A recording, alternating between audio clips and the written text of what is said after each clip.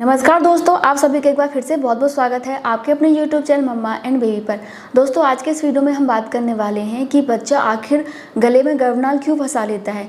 क्या ये आपकी गलती की वजह से होता है या इसके पीछे कोई और कारण है, और अगर बच्चा गले में गर्भनाल फंसा लेता है तो नॉर्मल डिलीवरी के कितने ज़्यादा चांसेस होते हैं।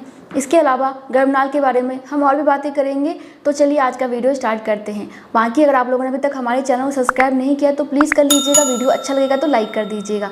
तो चलिए अब जानते हैं। वैसे बहुत सारे महिलाओं के दिमाग में ये सवाल ज़रूर आता है कि कहीं हमारे बच्चे के गले में गर्भनाल ना फंस जाए, अगर फंस गया है तो क्या होगा, नॉर्मल डिलीवरी होगी या फिर नहीं होगी। तो मैं आपको बता दूं कि गर्भनाल में कोई नस नहीं होती है और इसी वजह से गर्भनाल को काट दिया जाता है। और गर्भनाल काफ़ी ज़्यादा ढीली होती है और इतनी ढीली होती है कि बहुत ही आसानी से डिलीवरी हो जाती है। लेकिन कई बार ऐसा होता है कि गर्भनाल इतनी बुरी तरीके से गले में फंस जाता है जिस वजह से कि नॉर्मल डिलीवरी पॉसिबल नहीं हो पाती है। और ऐसा बिल्कुल भी ज़रूरी नहीं है कि बच्चे के गले में कुछ ज़्यादा ही नाल लिपट गया हो तभी नॉर्मल डिलीवरी नहीं हो पाती है। अगर बच्चे के गले में एक लेयर भी लिपटा हुआ है लेकिन वो कस के लिपटा हुआ है तो फिर नॉर्मल डिलीवरी नहीं हो पाती है। और अगर नाल बुरी तरीके से लिपटा हो तो नॉर्मल डिलीवरी क्यों नहीं हो पाती है, क्योंकि नाल की वजह से ना बच्चे की जान पे खतरा बन सकता है। बच्चे गर्भ में पोटी कर देते हैं, यानी कि गंदा पानी पी सकते हैं। बच्चे के हार्ट पे असर पड़ सकता है, यानी कि बच्चे का हार्ट बीट कम हो सकता है, ज़्यादा हो सकता है, बच्चा विचलित हो सकता है, बच्चे को ठीक से ऑक्सीजन नहीं मिल पाता है। तो बहुत सारे रीजन की वजह से जो है नॉर्मल डिलीवरी नहीं करते हैं, मतलब कि बच्चे की सेफ्टी के लिए नॉर्मल डिलीवरी नहीं करते हैं। और देखिए, ऐसा नहीं है कि बच्चा गले में केवल एक बार ही नाल को लपेटता है। बच्चा कई बार अपने गले में नाल को लपेट लेता है फिर निकाल लेता है, क्योंकि वो खिंच जाती है, बहुत ढीली होती है, इस वजह से आराम से निकाल लेता है। तो ये बच्चे के लिए बहुत ही नॉर्मल काम है, ये बच्चा करता रहता है। कई बार आपको पता भी नहीं चलता कि आपका बच्चा गले में गर्भनाल फंसा के बैठा हुआ है और उसके बाद वो निकाल लेता है। आपको तो अल्ट्रासाउंड में पता चलता है कि बच्चे के गले में गर्भनाल है या फिर नहीं है, और अल्ट्रासाउंड में ही डॉक्टर देख के बता देते हैं कि गर्भनाल किस तरीके से फंसा हुआ है, बुरी तरीके से फंसा हुआ है या फिर नॉर्मल तरीके से फंसा हुआ है, जिससे कि नॉर्मल डिलीवरी में दिक्कत नहीं आएगी। बाकी अब हम जान लेते हैं कि क्या क्या कारण होते हैं, आपकी कौन कौन सी गलती होती है जिसकी वजह से बच्चा गर्भनाल फंसा लेता है। तो सबसे पहले हम बात कर लेते हैं मेन कारण के बारे में, जो कि मेन कारण होता है। तो देखिए, नॉर्मली बच्चा घर में घूमता रहता है, किक करता रहता है, मूवमेंट करता रहता है, इस वजह से बच्चा कई बार गले में गर्भनाल फंसा लेता है। क्योंकि बच्चा घूमेगा, इधर उधर करेगा तो नॉर्मल सी बात है कि नाल फंसना बहुत ही नॉर्मल सी बात है, कोई बड़ी बात नहीं है। तो सबसे पहला कारण यही होता है। इसके अलावा दूसरा कारण होता है एमनियोटिक द्रव्य। अगर आपके पानी की थैली में पानी की मात्रा ज़्यादा है तो ऐसे में बच्चे गले में गर्भनाल को ज़्यादा ही फंसाते हैं, क्योंकि पानी की वजह से बच्चे को ज़्यादा तैरते हैं और इसी वजह से कई बार बच्चे के गले में गर्भनाल फंस जाता है। इसके अलावा एक तीसरा कारण होता है लंबा गर्भनाल। अगर आपके गर्भनाल की लंबाई ज़्यादा है ना तो ऐसे में ज़्यादा चांसेस होते हैं कि बच्चा गले में गर्भनाल फंसाएगा। देखिए, ज़रूरी नहीं है कि बच्चा फंसाए, लेकिन अगर गर्भनाल लंबा है तो ऐसे में कई बार चांसेस होते हैं कि बच्चा गले में गर्भनाल फंसा सकता है। इसके अलावा आपने एक बात सुनी होगी कि अगर बच्चा उल्टा है, यानी कि ब्रिज पोजीशन में है, तो ऐसे में नॉर्मल डिलीवरी नहीं हो पाती है।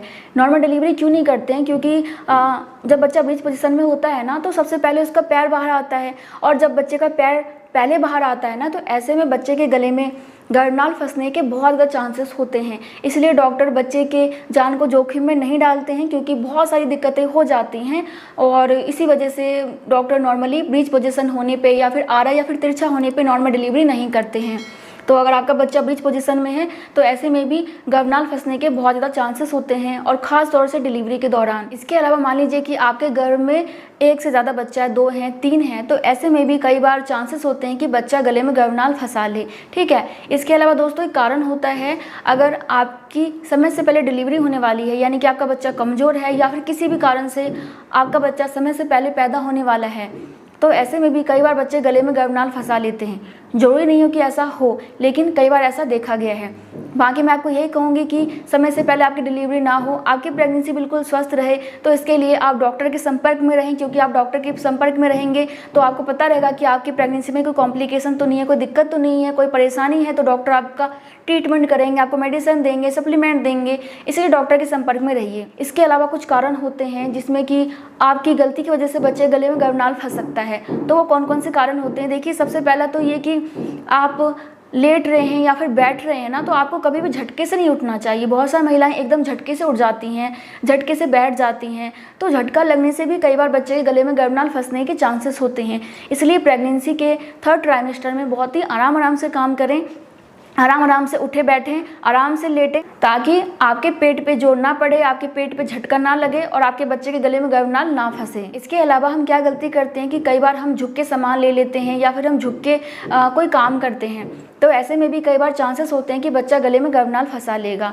तो इसलिए डायरेक्ट कभी ना झुकें, झटके से ना झुकें। प्रेगनेंसी में जब भी आपको नीचे से कोई सामान उठाना है या फिर आपको कोई काम करना है, तो पहले आप घुटने के बल बैठ जाइए, उसके बाद आराम से नीचे बैठिए और उसके बाद उस काम को निपटाइए। डायरेक्ट आपको पेट को दबा के या फिर एकदम से झटका दे के कभी भी झुकना नहीं चाहिए, नहीं तो बच्चे के गले में गर्भनाल फंसेगा ही, इसके अलावा और भी दिक्कतें हो जाएंगी। तो इस बात का ध्यान रखिएगा। इसके अलावा देखिए, बात कही जाती है कि प्रेगनेंसी के लास्ट के महीने में 8वें और 9वें महीने में यात्रा नहीं करना चाहिए। तो इस बात का खास ध्यान रखिएगा, क्योंकि अगर मान लीजिए कि आप लंबी यात्रा कर रहे हैं तो कई बार ऐसे में भी चांसेस होते हैं कि यात्रा के दौरान आपके पेट पे जोर पड़े, झटका लगे, तो ऐसे में बच्चे गले में गर्भनाल फंसा सकते हैं। इसलिए लास्ट के महीने में जितना हो सके आराम करें, थोड़ा बहुत एक्टिव रहें। ऐसा कोई काम ना करें जिससे कि आपके पेट पे जोर पड़े, या फिर ऐसा कोई काम ना करें जिससे कि आपको झटका देके करना पड़े। तो इन्हीं बातों का ध्यान रखिएगा, तो आपके बच्चे के गले में गर्भनाल फंसने के चांसेस कम रहेंगे। बाकी देखिए, घर का आप जो भी काम कर रहे हैं बहुत ही आराम से करें, झटका देके जल्दबाजी में कोई काम ना करें। जो भी आप कर रहे हैं बहुत ही आराम से करें, क्योंकि ये आपका सवाल नहीं है, आपके बच्चे का सवाल है। और गले में गर्भनाल फंसना कई बार नॉर्मल होता है, कई बार खतरनाक हो सकता है, क्योंकि फिर नॉर्मल डिलीवरी के चांसेस बिल्कुल ख़त्म हो जाते हैं। इसलिए आपको ध्यान रखना है। बाकी देखिए, गर्भनाल निकालने के लिए कोई एक्सरसाइज नहीं होता है, कोई तरीका नहीं होता, कुछ खाना पीना नहीं होता जिससे मैं कहूँ कि आप ये खा लो तो बच्चा गले से गर्भनाल निकाल लेगा, या फिर आप ये एक्सरसाइज कर लो तो आपका बच्चा गले से गर्भनाल निकाल लेगा। ऐसा बिल्कुल नहीं है। लेकिन आपको पूरी प्रेगनेंसी के दौरान एक्टिव रहना है, अपने खाने पीने पे ध्यान देना है, एक्सरसाइज करना है, टहलना है, अपने डॉक्टर के संपर्क में रहना है, तनाव मुक्त रहना है, क्योंकि तनाव लेते हैं तो इसका बहुत ही बुरा असर आपके बच्चे के हेल्थ पे पड़ता है। समय से पहले डिलीवरी होना, बच्चे के साथ बहुत सारी परेशानी होना, घर में गंदा पानी पी लेना, तो बहुत सारी दिक्कतें हो जाती हैं, बच्चे के विकास पे असर पड़ जाता है। इसलिए तनाव तो बिल्कुल ना लें, गुस्सा ना करें, दुखी ना रहें, जितना हो सके खुश रहें, अपनी प्रेगनेंसी को एंजॉय करें। और आज के इस वीडियो में बस इतना ही। मैं मिलती हूँ नेक्स्ट वीडियो में, तब तक के लिए bye bye. Thank you so much. नमस्ते।